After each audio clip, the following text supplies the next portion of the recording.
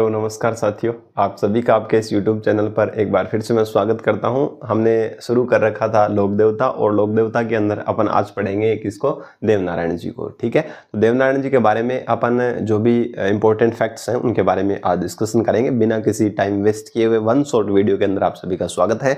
चलिए बात करते हैं। सबसे पहले अगर बात करें देवनारायण जी का जो जन्म है वो कहाँ पर हुआ, तो याद रखिएगा देवनारायण जी का जो जन्म जो है वो हुआ था अनसीद भीलवाड़ा में। कहाँ पर हुआ था? अनसीद भीलवाड़ा के अंदर इनका जन्म हुआ था। यावट, ठीक है ना? ठीक है, समझ आ गई बात सभी को। तो इनका जन्म कहां पर हुआ था? तो गोठ दंडावता या दंडावत अनसीद भीलवाड़ा, अनसीद भीलवाड़ा में इनका क्या हुआ था? जन्म हुआ था। ये चीज आप थोड़ी सी क्या रखेंगे, ध्यान रखेंगे। ठीक है, माघ शुक्ल षष्ठी को इनका जन्म हुआ था। माघ महीने की शुक्ल षष्ठी को इनका क्या हुआ था? जन्म हुआ था। ये भी आप थोड़ी सी ध्यान रखिएगा, लिखना चाहो तो आप लिख सकते हैं। माघ शुक्ल षष्ठी को गोठ दंडावत अनसीद भीलवाड़ा में इनका क्या हुआ था? जन्म हुआ था। वहां पर इनका क्या मुख्य मंदिर भी है, ये ध्यान रखें। पिता जो है, इनके पिता का नाम है स्वाई भोज।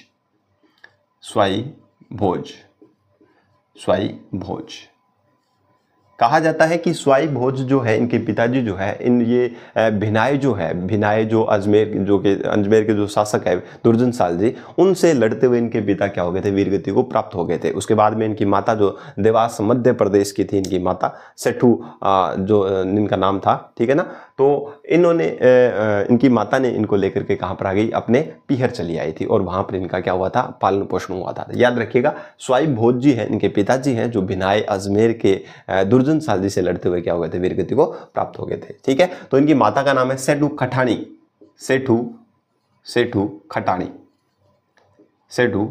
इनकी माता का क्या नाम था। ठीक है ना, ध्यान रख लोगे। सेठू खटाणी जो है इनकी माता का नाम था, जो एमपी की थी।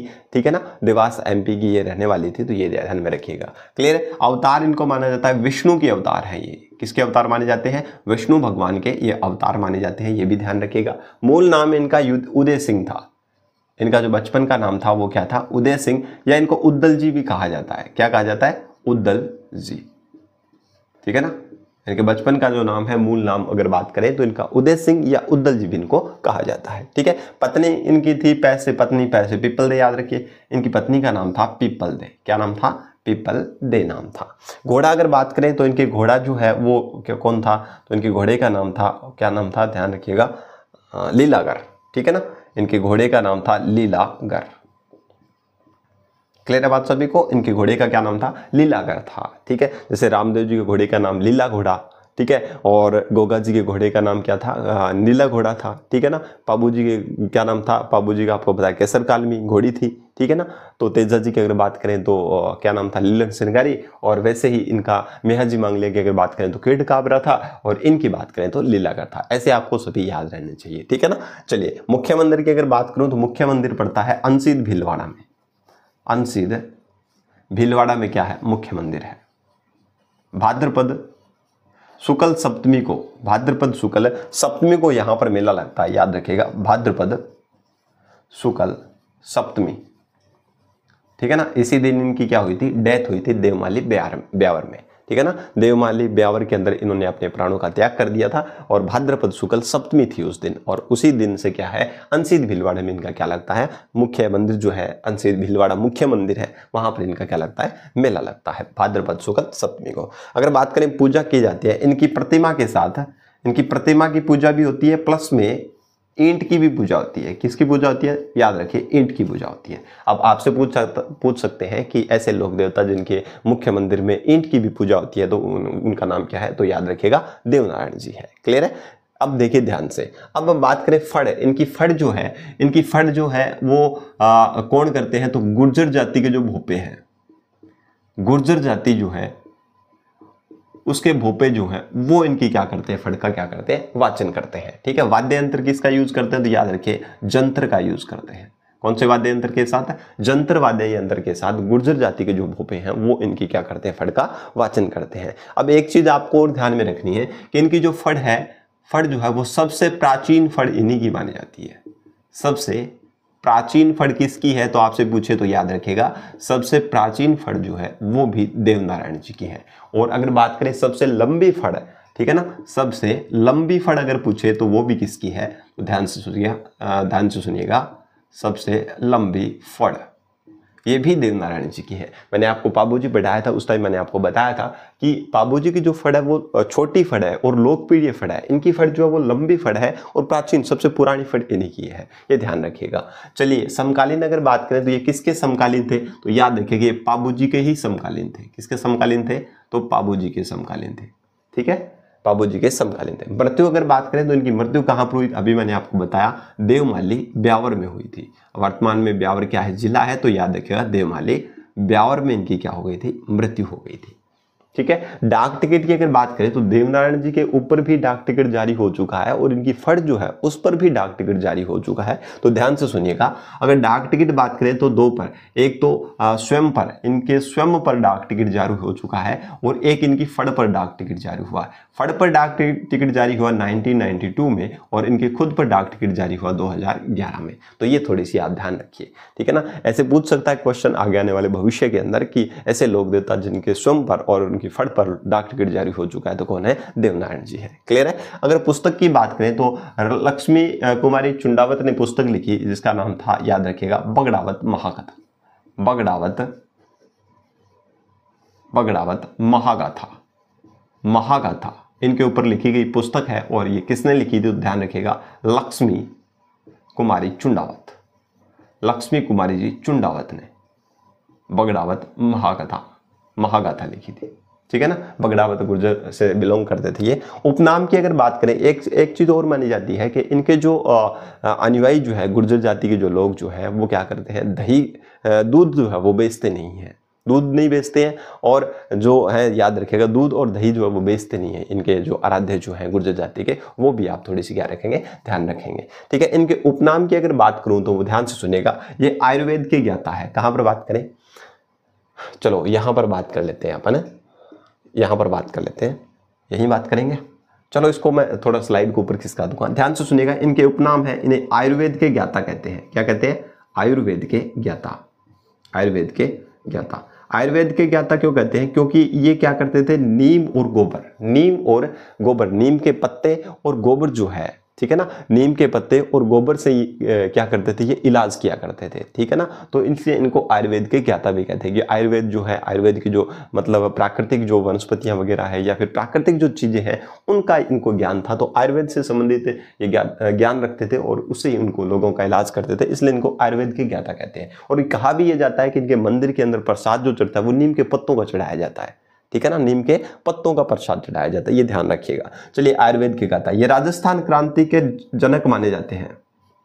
राजस्थान क्रांति के जनक इनको कहते हैं, ठीक है ना, ठीक है। राजस्थान क्रांति के क्या है, जनक है। क्यों है, देखिए भिनाई जो मैंने अभी बताया, इनके पिताजी की जो मृत्यु हो गई थी, कब वीरगति को प्राप्त हो गए थे, भिनाई के शासक दुर्जनशाल से लड़ते हुए। तो इन्होंने क्या किया, भिनाई के शासक को क्या किया था, पराजित करके, हरा करके, ठीक है, अपने बड़े भाई महेंद्र को वहां का शासक बनाया था। तो एक प्रकार से इन्होंने क्रांति की थी, इसलिए राजस्थान की क्रांति के सबसे पहले जनक जो है वो देवनारायण जी को माना जाता है, ठीक है। अगर बात करें आयुर्वेद के ज्ञाता हो गए, राजस्थान क्रांति के जनक हो गए। और अगर बात करें गुर्जरों के आराध्य देव है, ठीक है ना, किसके आराध्य देव है, गुर्जर जो है, गुर्जरों के आराध्य देवता भी इनको कहा जाता है। गुर्जरों के क्या है, आराध्य देवता भी इनको कहा जाता है। आयुर्वेद के ज्ञाता है, राजस्थान क्रांति के जनक है, गुर्जरों के आराध्य देव भी इनको कहा। तो ये चीज आप ध्यान रख लेंगे। उसके बाद में अगर बात करूं मैं कहां पर और क्या चीज रहेगी, हाँ, अन्य मंदिर की अगर बात कर लेते हैं, यहां पर लिखा हुआ था पहले अन्य मंदिर, यानी कि मुख्य मंदिर इनका कहां पर है, तो मैंने बताया आपको अनसिद्ध भीलवाड़ा में मुख्य मंदिर है। और इसके अलावा मंदिर कहां कहां पर है, तो ध्यान से सुनिएगा। एक तो मैंने आपको बताया जहां पर इनकी मृत्यु हुई, देवमाली ब्यावर में, ठीक है ना, देवमाली ब्यावर में इनका मंदिर है। और दूसरा मंदिर है देवधाम या निवाई टोंक, ठीक है, देवधाम जोधपुरिया देवधाम जोधपुरिया निवाई टोंक के अंदर पड़ता है, तो ये भी इनका एक मुख्य मंदिर है। तीसरा है देवडूंगरी पहाड़ी, इस पर भी इनका मंदिर है, ठीक है, ये पड़ती है चित्तौड़ में। राणा सांगा ने यहाँ पर इस मंदिर का निर्माण करवाया था, ये भी चीज थोड़ी ध्यान रखें। 4 नंबर बात करें देवास है, देवास एमपी में भी इनका क्या है, मंदिर है, जहाँ से इसकी माता बिलोंग किया करती थी, जहाँ से इनकी माता जी थी, वहाँ पर भी इनका मंदिर है। तो ये कुछ बेसिक चीज़ें देवनारायण जी के बारे में हमने पढ़ी, तो ध्यान से सुनिएगा, एक बार वापस से रिकॉल करवा देता हूँ। इनका जन्म गोठ दंडावता यानी कि गुर्जर परिवार में अंसित भीलवाड़ा में इनका जन्म हुआ था। पिता का नाम स्वाई भोज है, ठीक है, और माता सेठू खटाणी है, एमपी की थी, ठीक है, देवास एमपी की थी। अवतार विष्णु के अवतार माने जाते हैं। मूल नाम इनका उदय सिंह या उदल जी था। पत्नी इनकी पीपलदे थी। घोड़ा लीलागढ़ था। मुख्य मंदिर अंसित भीलवाड़ा में। भाद्रपद शुक्ल सप्तमी को यहाँ पर मेला भरता है। और जो मंदिर जो है उसके अंदर क्या है, नीम के जो पत्ते हैं उनका क्या किया जाता है, तो प्रसाद दिया जाता है, ये भी ध्यान रखें। पूजा इनकी क्या होती है, पूजा के साथ इनकी प्रतिमा की पूजा होती है, प्लस में ईंटों की भी पूजा होती है, ये भी आप थोड़ी सी ध्यान रखें। फड़ जो है गुर्जर जाति के लोग जो है इनकी फड़ का वाचन करते हैं। कौन से वाद्य यंत्र के साथ, जंतर के साथ। सबसे प्राचीन और सबसे लंबी फड़ भी इन्हीं की है। समकालीन, ये पाबू जी के समकालीन है। मृत्यु देवमाली ब्यावर में इनकी क्या हुई थी, मृत्यु हुई थी, ठीक है, भाद्रपद शुक्ल सप्तमी को, जिस दिन मुख्य मंदिर में मेला भी भरता है। चलिए, डाक टिकट इनके खुद पे भी जारी हो चुका है और फड़ पे भी खुद पे जारी हुआ 2011 में, और फड़ पर जारी हुआ 1992 में। पुस्तक लिखी थी बगड़ावता महाकथा, जो लक्ष्मी कुमारी जी चुंडावत ने लिखी थी, और इनके उपनाम है आयुर्वेद के ज्ञाता हैं, गुर्जर जाति के आराध्य देव हैं, विष्णु के अवतार कहा जाते हैं, ठीक है ना। तो ये आपको ध्यान रखना, राजस्थान क्रांति के जनक भी इनको कहा जाता है। अन्य मंदिर की बात करें, देवमाली ब्यावर में है जहां पर इनकी मृत्यु हुई। देवधाम जोधपुर या निवाई टोंक में पड़ता है। देवडूंगरी पहाड़ी चित्तौड़, जहां राणा सांगा ने इस मंदिर का निर्माण करवाया। और देवास एमपी में, जहां से इसकी माताजी बिलोंग करती थी, वहां भी इनका मंदिर है। तो ये थोड़ी सी आप क्या रखेंगे, ध्यान रखेंगे। तो ये हमने देवनारायण जी के बारे में कंप्लीट वीडियो कर लिया। उम्मीद करता हूं कि ये सेशन आपको शानदार लगा होगा। तब तक के लिए मिलते हैं एक नए वीडियो में। जय हिंद, जय भारत। नमस्कार साथियों, आप सभी का इस चैनल पर स्वागत है। अपन एक और लोक देवता के बारे में डिस्कशन कर लेते हैं, जो लगभग छोटा सा है टॉपिक, ध्यान से सुनिएगा। यहाँ पर अगर बात करें देव बाबा की बात करते हैं। देव बाबा का जो मंदिर है वो नंगला जहाज भरतपुर में है। नंगला जहाज भरतपुर, नंगला जहाज भरतपुर, ठीक है ना। तो ये थोड़ी सी आप चीज ध्यान रखें कि देव बाबा का ये मंदिर ही पूछा जाता है कि नंगला जहाज भरतपुर जो है वो कौन से लोक देवता से संबंधित है, तो देव बाबा से संबंधित है, ये ध्यान रखिएगा, ठीक है। अब बात करें सवारी। सवारी इनकी क्या है, तो भैंसा है, ठीक है ना। भैंसा इनकी क्या है, सवारी है, ठीक है। अगर इनकी बात करें, प्रतिमा की बात करें, तो भैंसे पर चढ़े हुए हैं और एक हाथ में झाड़ है, एक हाथ में झाड़ है, एक हाथ में झाड़ है, और दूसरे हाथ में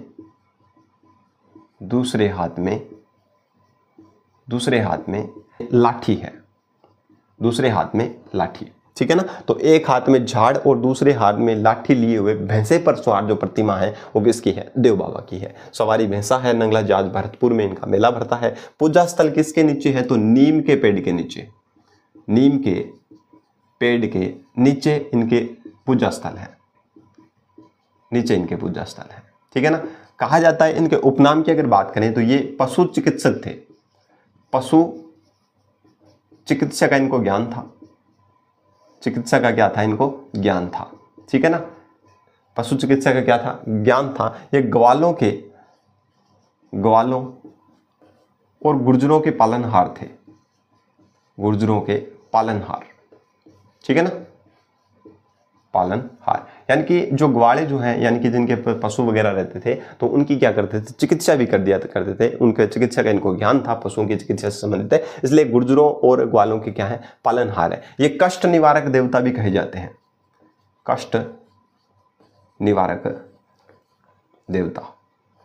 तो ये कष्ट निवारक देवता भी है, ठीक है ना। बस इतनी सी बेसिक चीजें आपको ध्यान में रखनी है, बाकी इसके अलावा इनके बारे में कोई भी चीज याद नहीं रखनी है। दोबारा से रिपीट करवाता हूँ। मंदिर नंगला जहाज भरतपुर में है। सवारी भैंसा है। पूजा स्थल नीम के पेड़ के नीचे बनाए जाते हैं। प्रतिमा एक हाथ में क्या लिए हुए हैं, तो याद रखिएगा झाड़ लिए हुए हैं, दूसरे हाथ में क्या लिए हुए हैं, लाठी लिए हुए हैं। उपनाम इनका पशु चिकित्सक का इनका ज्ञान था, इसलिए इनको ग्वालों और गुर्जरों के पालनहार कहते हैं, और कष्ट निवारक देवता भी इनको कहा जाता है, ठीक है। तो उम्मीद करता हूँ कि आपको ये सेशन अच्छा लगा होगा। अच्छा लगा है तो ज़्यादा से ज़्यादा साथियों तक शेयर कीजिए, और अब मिलते हैं अपन एक नेक्स्ट वीडियो में। तब तक के लिए जय हिंद, जय भारत।